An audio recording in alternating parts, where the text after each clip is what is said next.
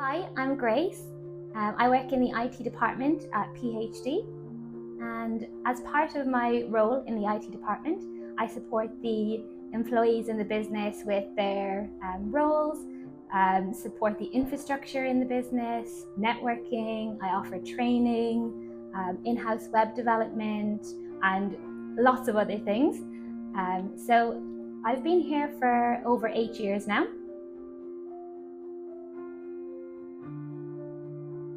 So my dad actually worked in IT support for a few years towards the end of his career. So I would always see him playing around with tech at home. In the evenings, he would get really excited about doing that. He'd be showing me Linux command line, and I just thought that was really, really interesting. I wasn't so interested in the hardware side of things, but the logic, the coding side of it really excited me. And I thought that might be something interesting for me to go into.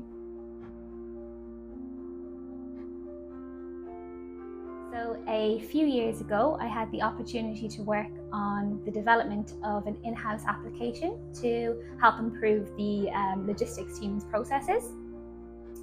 So coding and development is what I'm really passionate about. When I got to work on the development of an application, that was absolutely amazing. And that went really well, and it led on to us being able to start the development of a second in-house application. So today I support 2 live in-house applications in the business.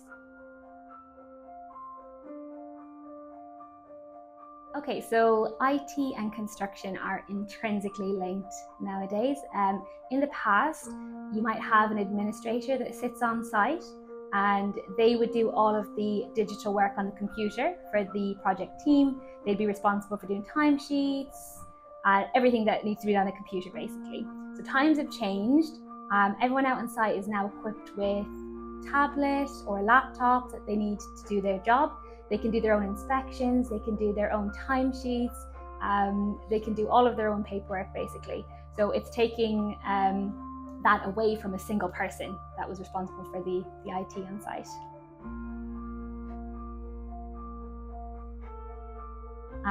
So there is a gender gap in the industry. It's really obvious, but I do think that things are changing. It does take a lot of time, though. It can take generations. When I was in school, none of my friends were interested in going into IT roles. I think maybe if not for my dad, I wouldn't have been interested either. It just wasn't something that came up on the radar. So I think that more and more nowadays, it is getting there. But hopefully when I work with colleagues here at PhD and they see me in the IT industry, if they have daughters, they can encourage their daughters to get into the IT sector.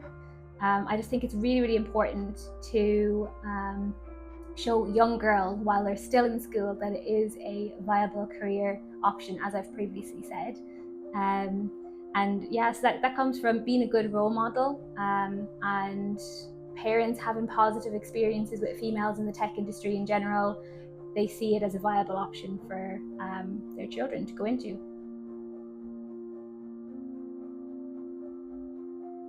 So I think that PhD are doing a really great job at addressing the gender diversity in the construction and the tech sector. And then in construction, it's been amazing to see female apprentices come on and work up the ranks to being fully qualified scaffolders out on site. I think that's super inspiring. I think it's one thing to see a woman rise up the ranks in an office environment, working at a computer, but seeing someone out on site lifting heavy tubes, it's just very, very impressive to me. And also in the office, it's been really exciting to have women come into the leadership roles. When I first started in the office, I think I was maybe one of 2 or 3 women in the office, and over the years that number has massively increased, which is wonderful. I would say just give it a go. I think some people are sometimes afraid that they need to be like a maths super whiz to get into tech in general, and that just isn't the case. I think that anyone could do it. There's so many different roles in the tech industry in general. So yeah, I would absolutely advise just go for it. It's super, super exciting.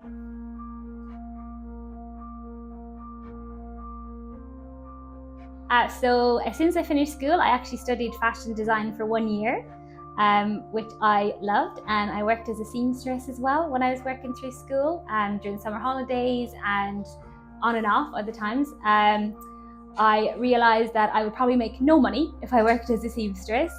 There's not many jobs out there in fashion in general, so I thought it'd be a bit more of a strategic idea to go down the tech industry role. Okay, so this answer is embarrassing, but Excel is my favorite piece of software. So I use it to plan everything. So I've got like a hen weekend coming up soon. Everything is on there. Yeah, I love it.